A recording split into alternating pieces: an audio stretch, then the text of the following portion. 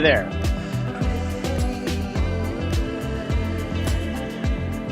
Hey, did you know that you're more powerful than a bolt of lightning? Today we're going to be talking about thoughts become things. So stay tuned. We'll talk about how that happens and what you can do with it.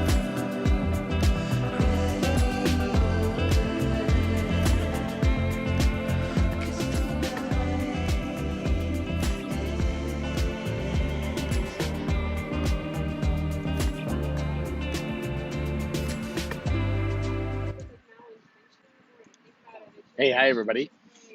J. Scott McMillan here. So today I'm live here from my favorite Starbucks because wouldn't you know that on the day that you have your live Facebook, your internet goes out in your house. And that's what happened to me today. So luckily, I come here just about every day to this beautiful Starbucks here, and they got some good internet going on today. It might be a little noisy, so bear with me today, but we're going to do the show outside today. Why not, right? Let's do it. So how you guys doing today?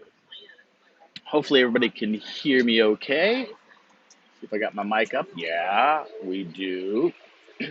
So it's beautiful here. This is in the Kansas City area, and in August. And normally it's 90 degrees with 100% humidity, and maybe not 100%. But today it's 68 degrees out here, according to Apple Watch, which is amazing. Beautiful, beautiful day. So actually, I'm glad that I'm doing it out here outside. Actually. So, anyways, let's see. So, mugs up. So this is my ritual at Starbucks. Last week I shared what I usually have for coffee in the morning when I'm at home, and when I come to Starbucks, in my awesome Chiefs Champions cup mug, I have a nitro cold brew with a little bit of sweet cream. It's like, mm, I'm addicted, and so every morning I come. Now, before we had all this COVID stuff, I was able to just have them pour my drinks into my cups. I could give them my cups, and I also have usually a large iced tea because I like to drink both. Because if I just powered down this nitro, I'd be wired. This stuff, because it's nitrogen infused or whatever, this stuff goes to your head quick. So I sip it with some iced tea, and I used to be able to just give my cups to them, and they would pour it in there. But now you can't do that. So I feel bad about wasting cups because I come every day. But I tell them don't use lids or straws because I just pour them into my cups anyways, and I'm a happy camper. So what's new with anybody today? So if you're on, we're going to talk about how thoughts become things.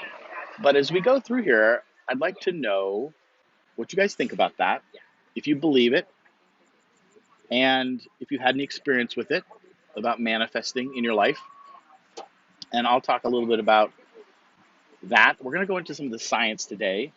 So let me know what you want to talk about. After we get through this topic, if you have any questions about anything to do with personal development, self-help, hero's journey, how the hero's journey can help you on your life discovery. And I added a new little twist that I'm going to put into my program that's going to be coming out in this fall that I think is going to be exciting. So anyways, what else do we want to talk about? So we'll talk about any of that stuff in a minute, but let's dive in to the science behind thoughts become things. So did you know that we're really more powerful than a bolt of lightning? So a bolt of lightning has about 300 million volts in it. So in comparison, household current is 120 volts. Now, there's enough energy in a bolt of lightning to light a 100-watt light bulb for 3 months straight. I don't know if that helps you give a comparison. But when we think of thought, when we activate a muscle, when our heart beats, when we breathe, pretty much when we do anything at all, what's happening is an electrical signal is started from our brain down through our neural pathways and into our bodies through our nerve paths. So every little cell in our body has about 0.07 volts of potential energy. Now, that's not very much, but when you combine that or you add that up and you say 50 trillion cells, so there's 50 trillion cells in our body, times the 0.07, that comes out to 3.5 trillion volts of potential power, which is amazing. And again, I apologize for the noise. It's a little noisy here. It's next to the road, but I think we're going to get her done. We're going to get her done. So 3.5 trillion volts in our body, potential energy. That's 3,500 times more than a bolt of lightning. We have that within us at every moment. So that's going to set the stage. So what if we could harness that energy for healing and for manifesting, bringing into our lives what we wanted? That's not a bad thought, huh? All right, so basic science teaches us that this electricity, this current flows through us, and it's creating an electromagnetic field, right? A lot of times you'll hear, especially in the spiritual world, sometimes people are talking about the field.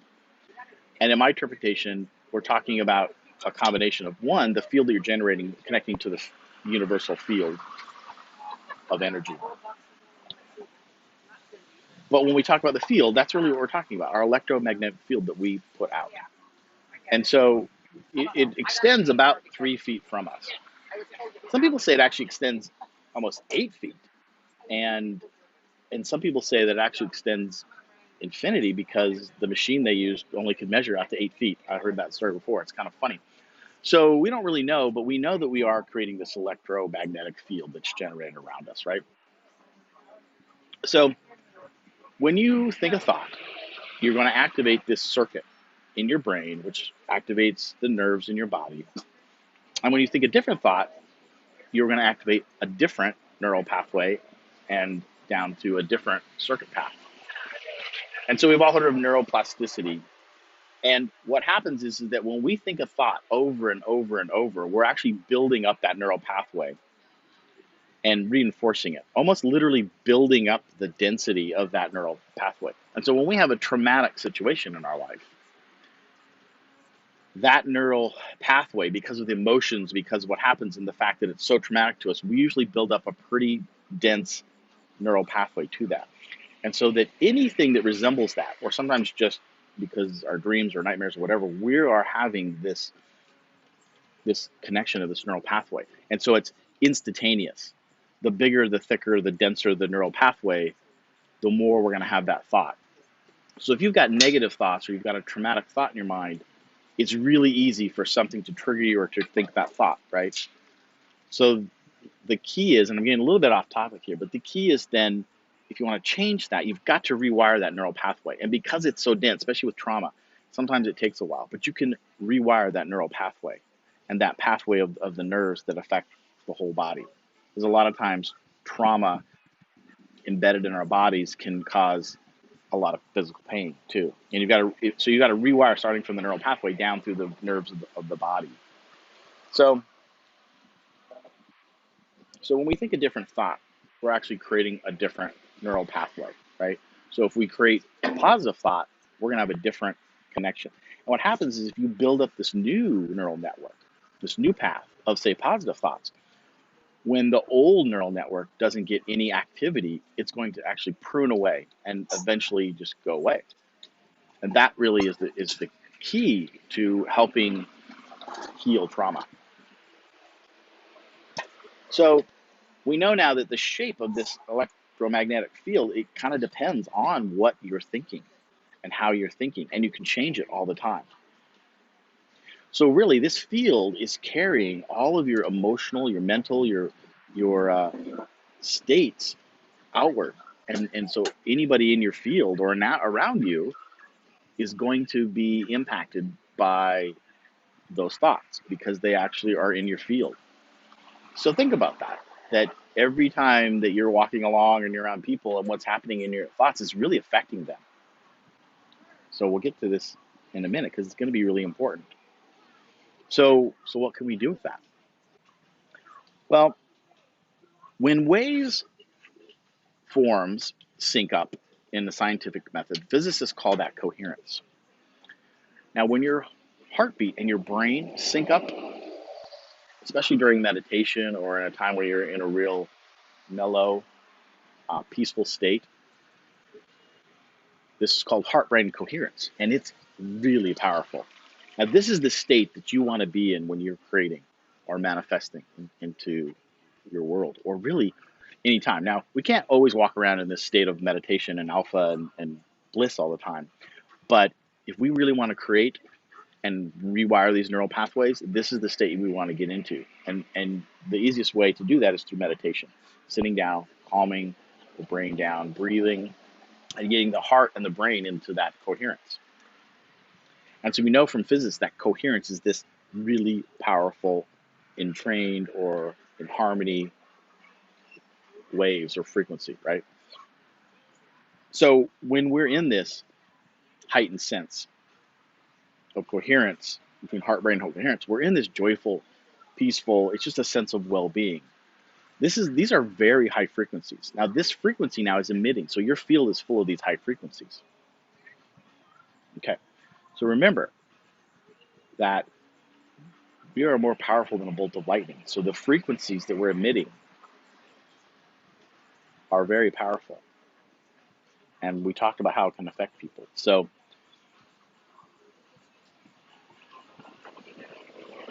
this is the science behind thoughts become things. And think about the power of that. Think about now the power of the fact that we're more powerful than a bolt of lightning, that we've got trillions of volts of electricity of potential energy, and that can be out in our field. And we can either have low frequencies of negative thinking, woe is me, today's a bad day, I'm sad, I'm angry, or we can have positive frequencies of I'm peaceful, I'm happy, I'm in love, I'm in service to others, joyful. These are just different frequencies. So my question is, which would you rather be in? Well, it seems pretty obvious, right? That we're going to be in the joyful, peaceful energies. Now, I understand we can't be there all the time. We're human. Stuff's going to happen to us, right? So we're going to be up and down in these emotions and frequencies. But the key is to remember this. To remember that when you're down in these low frequencies, not only are you affecting yourself, because you're literally then pulling into your world these low vibration, low frequency events, situations, because like attracts like, right? You're also affecting people around you, because we know our field now, it goes, potentially up to 8, potentially infinity out. And as you walk into a room and you're in those vibes, you're affecting everybody. Now, a friend of mine brought this up when I was mentioning this, and he said, it makes you think about the responsibility we have to attain to our thoughts. Yeah, it does, really, doesn't it? Because we are affecting people with our vibrations. And I thought about that, and I thought, wow, yeah, responsibility. And then I thought, wouldn't it be amazing if you think of this sort of as a virus, then, that we can transmit and affect other people with our thoughts and our emotions and our frequencies? What would it be like if we just reversed that? If we spread like a positivity virus? And it's true. People talk about this all the time on national days of meditation and so on, right? Where there is a heightened sense of positivity just being flowing out there. What if we really had the responsibility, if we all thought about that in our thoughts and maintained positive vibes as much as we can, right? What would that do to the planet? What would that do to the situation? So I didn't even talk about this, but throw this in now. It's that we talk about our immune system. And not only are we affecting other people, but mostly we're affecting us. And we know that when we're in these negative vibrations, our immune systems are compromised. Well, think about it. I mean, we're attracting negativity. We're sitting in this negative vibration. It's just not a good place to be. It's not healthy. These frequencies are not healthy for us. And so we have a responsibility to ourselves and to others to get into these higher vibrations, higher frequencies, into this heart brain coherence. Now, heart-brain coherence is usually attained by sitting down doing meditation, which I think is so important because that sets you up. And the more you do that every day, the the better that muscle gets. The more you not only can meditate, but the more you're into that positive frequency. And the more you create those neural networks in your brain, and the denser they get on the positive side, the more you're able to just operate that way all the time, or in times of stress where you don't let yourself get down too low because your neural network of positivity, if you will, is dense, it's strong, it's prevalent in your brain. So I just think this is a fascinating topic, because I used to think it was such a simple thing. People would say, "Oh, thoughts become things," or I remember watching The Secret saying, "If you just have positive thoughts, you can manifest all this stuff into your life." And people tried it. I tried it, and it's like, it didn't really work. Well, that's because you didn't take it seriously enough. I don't think people knew the science behind it, knew the responsibility behind keeping your mind positive. Now, what do you do if you've got this really serious crap going on in your life? Death in the family, or you've got a foreclosure on your house, you lose your job, you're barely making ends meet. Well, yeah, again, that's reality of life, right? And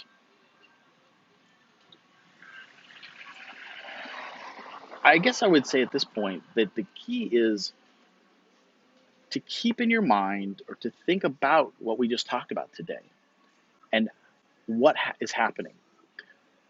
Now, this is hard to do, but if you're in the muck, if you're down in this stuff that's not good that's happening in your life, it's right in your face, right?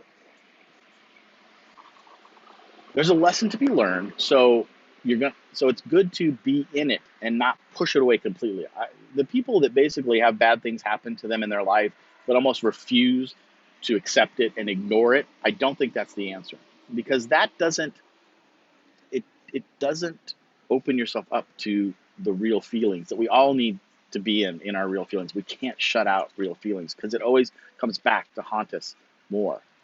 And so you have to acknowledge what is happening, what you're feeling about it. That's really good. But know that you've got to move out of that state as soon as possible. And what's going to happen at first is you're going to move out of that state and then back into it and out of it because it's in your face. The trauma, the issues are in your face. But to know that, let me move out of this. Let me sit down and meditate, or sit down and try to put some happy music on. Do something that can raise your vibration. And the more you do it, slowly you'll be more in a positive vibration. And what that's going to do is it will start to then call in the good, I say good, positive, whatever adjective, verb you want to use, into your life. Because the lower vibrations, they will just continue to call in that negative part of your life. And when I say call in, I'm talking about literally manifesting. Now, another part of this, and we'll say this for a different time, is really then how do these positive vibrations and frequencies, how do they really manifest into your life? Now, on a simple level, we just talked about the frequencies and about how the higher frequencies are going to draw in more positive. And it really is simply like versus like. So the higher vibrations are going to call into the things that are good in your life, because that field then reaches out not only to us here on the planet, but the field is infinite. And so now we're tapping into the quantum universal energy in the world, and that can now manifest anything into your life: money, cars, houses, relationships, jobs, whatever that is.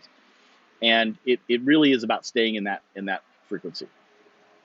And so this is the basic science behind it. So if you get out into the woo and you're too much like, oh well, how does that really work? This is how it starts, literally from the frequencies, from the energy that's created in our bodies from our cells.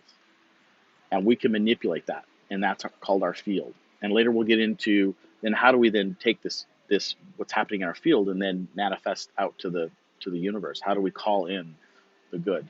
So that is what we're going to talk about, or it's what we're talking about today. So if anybody is on here and you have any questions, let me see. I'm thinking that my questions aren't working. You probably have been commenting, and I haven't been looking because I don't see stuff in there. So let me go ahead and look at my Facebook. feeds here and see if we got any comments. All right, see a couple people are on. Let's see, I don't see any comments yet. If you have any questions, just pop them in here. I'm not seeing them. Oop, I heard one, maybe. Somebody popped one in. Do I see it? No. Well, I'm sorry that I'm not seeing your comments today. Um,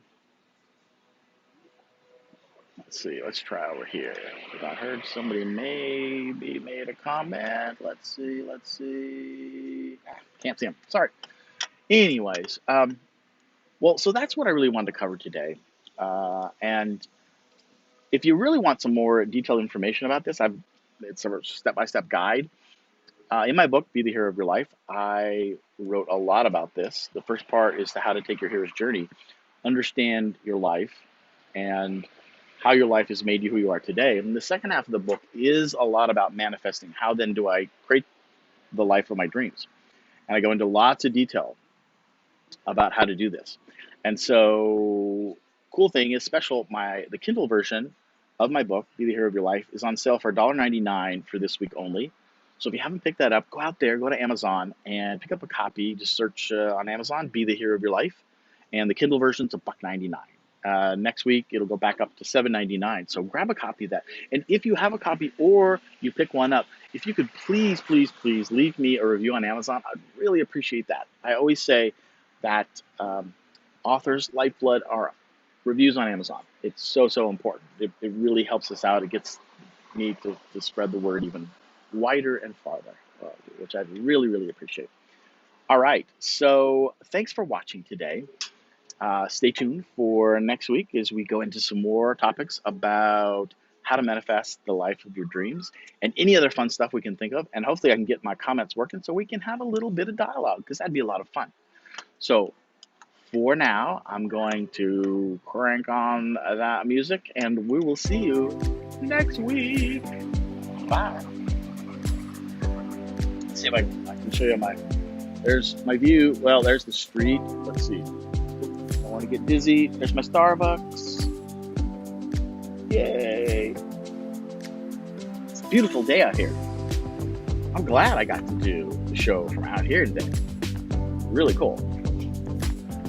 All right, you guys, have a super day. I'm going to go out and I got to put my mask on when I go into my Starbucks. When I'm out in the fresh air, I'm not too worried about it. By the way, my daughter makes these masks. She's amazing. And make these masks. Got filters, everything. Yeah. I don't know, I'm rambling. Sorry.